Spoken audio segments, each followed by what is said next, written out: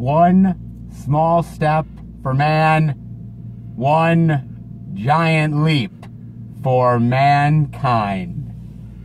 Bitch, I'm Neil Armstrong, you're Buzz. That's my line. What? That's my line. I'm Neil, you're Buzz. What the hell are you talking about? I'm... You are not no Neil. I am Neil, you are Buzz. I'm the star of this show. No. Wait a minute. I'm the star of this show, You are Buzz bitch. for a second. Do you see the shirt? Commander. All right, right here, people. If you can see it, look. Commander. I am Neil. He is Buzz. You guys know who the real star of this show is, and it certainly ain't Commander Buzzkill over here. Yeah, whatever. Welcome everybody to a brand new movie review where we talk about First Man and NASA here. First as you say, Commander, right here. Commander, Neil Armstrong. I'm the Commander. This is Buzz over here. Yeah, you know what? Look, you guys know who the real commander is, but we are official NASA, though. We are official NASA. See, you guys would trust us with a spaceship, wouldn't you? Even though I know nothing about physics, and I know I did win the physics award in high school. You did? I actually won the physics award in high school, so I know a little bit about physics. Not like PhD engineering shit, but I know a little bit. That's kind of scary, I'm not gonna lie. You know what? I will say this much about this movie. You know, when the trailers were coming out and everything like that, I was very interested in it because I like Ryan Gosling.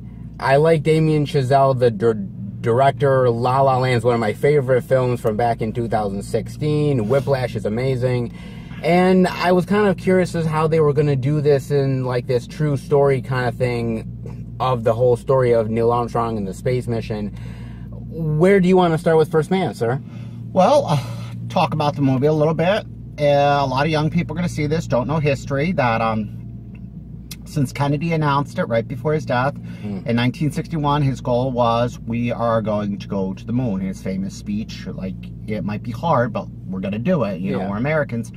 And it took them 8 years. They started the space program probably about 1960. They finally landed on the moon 1969. We beat the Russians in that. So this movie shows how they had a lot of failures, and it basically shows that Neil Armstrong was the first man on the moon. The Apollo 11 mission, the famous mission where he landed on the moon. And what I think what this movie shows is it is a space movie. You know, they do show the space program. They do show the challenge of the space program, but it shows people's inner dynamics. It shows the other characters in the movie. It shows what's going on with their wives and their children. But it basically focuses mostly on Neil Armstrong, his wife, what she's going through. Basically what he's going through with his kids. He had a tragedy early in his marriage, which I think really kind of propelled him. He really wanted to go to the moon. And I think that tragedy helped him see the bigger picture, because there's points in that, and I'm not going to spoil it, where he always looks at the moon and he really has respect for the moon, because he looks at it through his telescope and he really has a lot of respect. But if you see in the movie, he has respect for a certain reason. You know the reason. Yeah, exactly. And you know what? It's a fascinating story because everyone sort of, if you view history in a like a little small box, you see Neil Armstrong as the first man to be on the moon, but there was so much more that led up to that. Yeah, you don't know his whole family life. Not only the whole family life, but also the sacrifices of the NASA program. Yeah, look how many people died. How many people died, and the sacrifices that ended up happening to get to the point of being on the moon. So when he takes that first footstep onto the moon, it's not just for him, it's for literally everyone who paved the way to get to that point. Well, as they said, if you see it in the movie, which is in history, 400 million people watched this. Yeah. Back in 1968. Now our population now is 7 billion. Back in 1969, our population was probably maybe 3 billion people. Sure. Maybe 3.5 billion. So you're saying roughly 10% of the world who had TVs, and then there was another 10% that watched it. You're saying about 25% of the world watched this on TV or listened to the radio, what was going on. And the largest single broadcast ever. And a lot of times there's a lot of people in our country, just like there is with any major political issue, a lot of hippies, a lot of young generation after Vietnam, they didn't want this. They said, we're spending all this money going to, and it did cost a lot of money, millions and billions of dollars going to NASA. Why aren't we feeding the homeless? Why aren't we doing this? There was a lot of backlash for it. Kind of reminded me of a political movement, because in this day and age, we have a lot of political movements going on. Why are we spending money here and there? And it was really, it shows how the space program kind of was dwindling, and now we're bringing it back again. Whether you like Trump or not, he's talking about a space force. We're kind of reinvigorating the space program. It was kind of dwindling for years, and then we're kind of bringing it back, which makes me good. We have more rovers, which is not an actual manned ship, but they're sending to Mars. So this movie, I think, was right for the times, basically showing we need to get back into space travel. Yeah, I do agree with you. And again, what I really love about the movie is the idea of, you know, yes, you have to deal with the complications of getting on the moon and all the stuff that has to go into that with the NASA stuff, but you also get a very personal story with Neil and his family, and in order to really care for these people, you have to get to know them, and I think they do a really great job with that. Yeah, I mean, I do. I mean, like I said, I think Ryan Gosling hits it out of the park. I think he does an amazing job with this movie. He plays Neil Armstrong amazingly. If you're a fan, what is it? If you saw Chappaquiddick, we did a movie review on it earlier. Yeah. The guy who starred as Ted Kennedy was in this movie, and he actually starred as an astronaut in this movie called Ed. Yes, Jason Clarke. Yes, he starred Ed, which a lot of people don't know. He was in the first mission. He was not in Apollo 11, he was in Apollo 10, and in history shows that was the famous mission where right before it departed there was a fire and they all blew up, and everybody's used to Gus, I forgot his name, everybody thought famous astronaut Gus died. They don't know that this other guy Ed died. So if you saw Chappaquiddick, our movie review, that actor who starred as Ted Kennedy was also in this movie. He did a wonderful job. He did a great job. You also have Claire Foy in here, who plays Neil Armstrong's wife. And, of course, she was in a movie that we saw earlier this year, Unsane. Which she did a marvelous job. She was great in this movie. And the wife of Neil Armstrong, she is very much the rock of the family. She's the one that keeps together. I mean, there's a pivotal point in the movie where he's going off to space, which it's any dangerous job. Basically, I equate it to, say, a firefighter's going to rescue a fire, and he has to sit down his kids and tell them, okay, I might not come home, or a police officer. Well, that's what she said. Look, you're going to tell your kids they're not sleeping, you're not avoiding the issue, you're going to sit them down and tell them that you might not come home. You can't guarantee me you're coming home. And this is a big spoiler, but there's a main point where she said, you're going to tell your kids. And he did. He acted like a father, but she was the one who she didn't deal with any nonsense. I mean, the famous scene in the trailer, she goes right up to like the head of NASA and says, you guys are boys, you don't know what you're doing, which I think is an Oscar-worthy moment. It's very much an Oscar-worthy moment, and again, with the character of Neil, he's not great when it comes to the possibility of death. And again, we don't want to really spoil it of what really goes on and happens with all of the stuff in the movie exactly. But I think for us, I think it's very easy to say that Neil has went to so many funerals and has seen so much death that the possibility of telling his kids that he's not going to come back is something that really he didn't want to do. No, because he's experienced it firsthand. Yes, and I think his wife was somebody who was like, look, you owe it to these kids, and I like her in the movie. She's definitely, like I said, the one that holds it all together. And there's a lot of really great actors in this piece in general. Kyle Chandler, of course, is also in this, and a bunch of other people. Very great job. The acting all around from everybody is amazing here. And what I also want to say is really amazing is that I love the sounds and the little stuff in the movie. Whether it's you can hear like the bending of like the metal and steel. Absolutely. The like nails in the ship, like almost like coming loose or something. Like you could the dials in the ship. Yes, like stuff like that. I really think the special effects and there was an interview they did this. I was watching one of my shows. It was like a news show.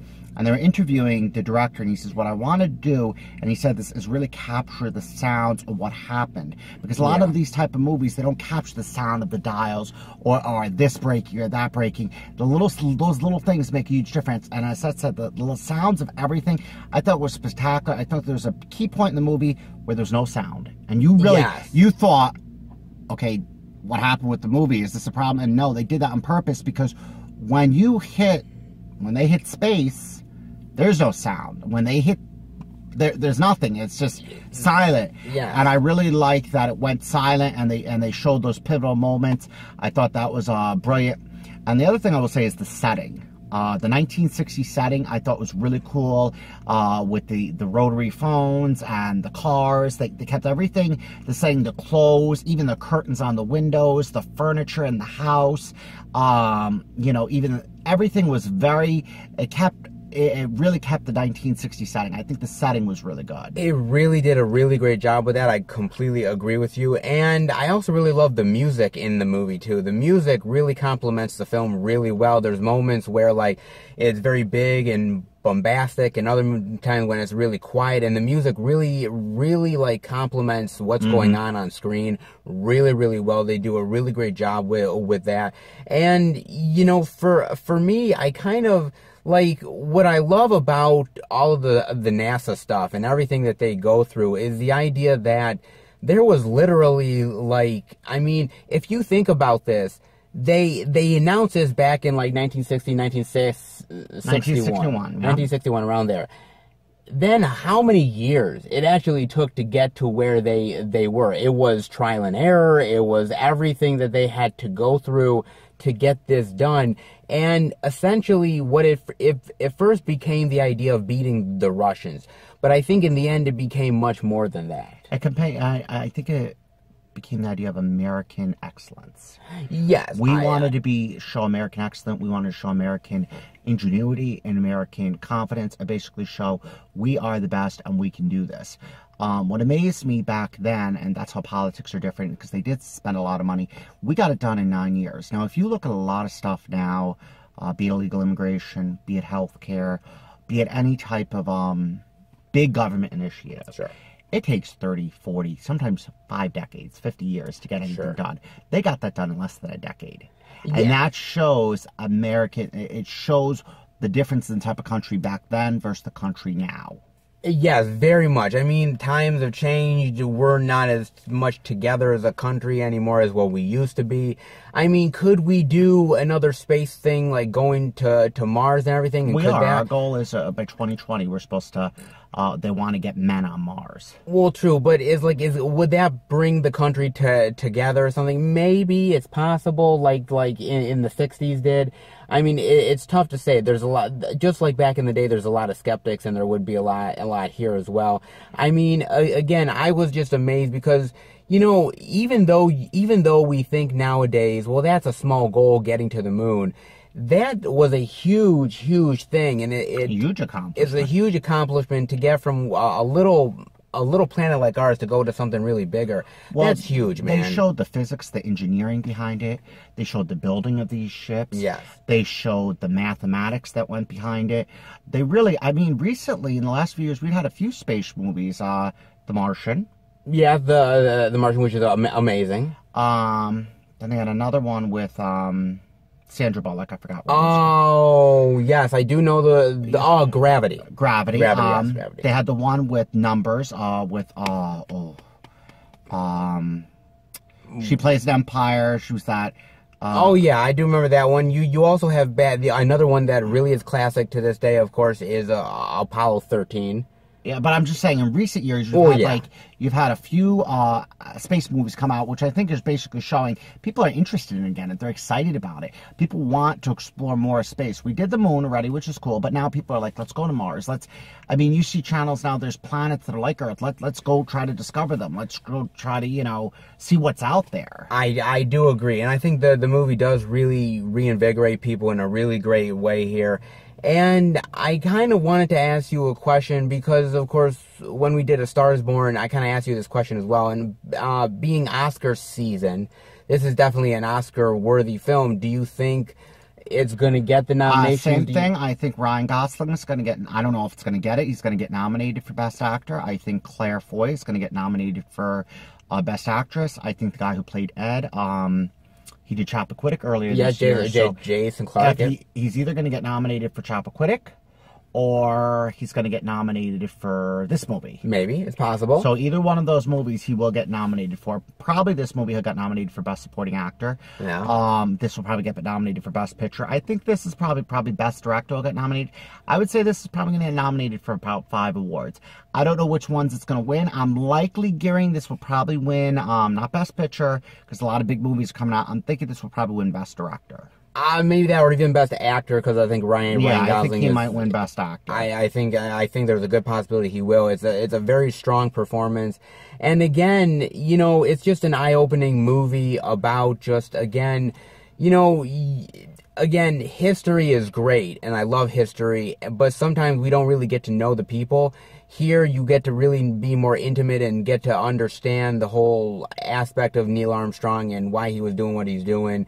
And the fact that he wasn't this sort of glamorous guy that everybody sort of wanted to be on the moon. There was a point in the movie where they tried, which all reporters always try to do, manipulate the questions, try to get him to outspeak or say something. And he gave the same answer. Pleasing. I'm pleased. It's very pleasing. He didn't give a long, extended conversation. He didn't go into detail like Buzz did. He just said pleasing. Give a very straightforward. And one thing about Neil Armstrong, even in later interviews in life, he was a very straightforward guy. He didn't like the media that much. No, he didn't. You could definitely tell. And, you know, even though he wasn't the glamorous choice, he was the right choice. Yeah. And I think it worked out very well. And I will say this real quick about the movie, that the idea that this movie had a little bit of controversy to it.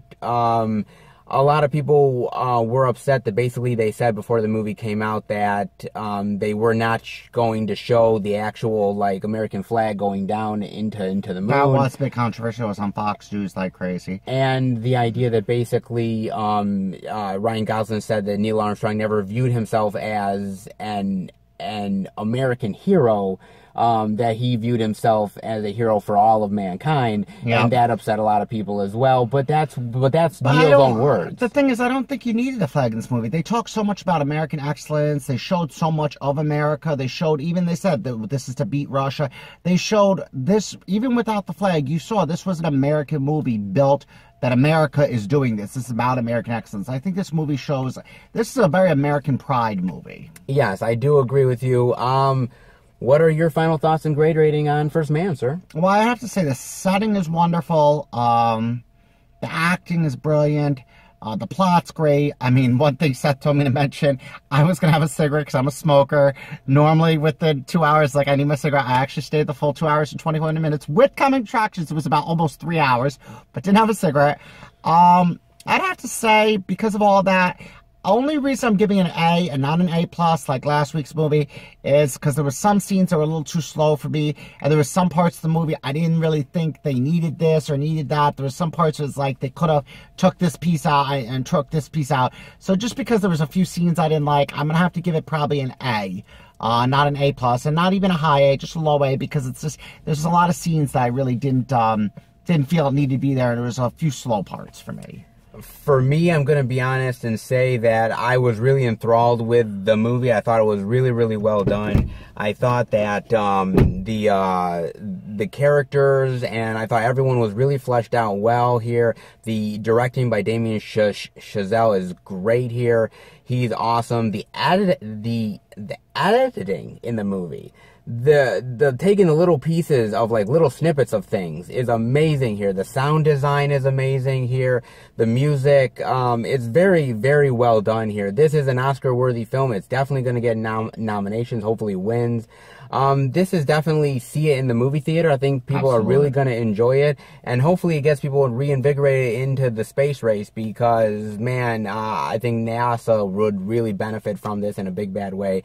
And I think it's right up there with the classics of, like, something like Apollo 13, which is absolutely amazing. Yeah, I give it a high recommendation. My grade rating is probably a high A.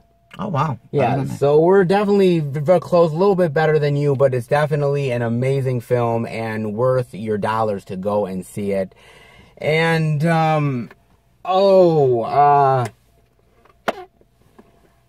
ready to go into space. All right. Bye. I'm an astronaut. You're not. I am too an astronaut just because I'm not wearing the helmet. You know, doesn't mean I'm Well, not you are the commander. I am the commander. Commander Buzzkill. All right, guys. I hope you enjoyed the review. If you did, definitely give it a thumbs up. And we will be back next time for another movie review.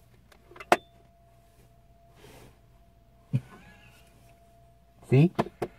It works. See you later, guys.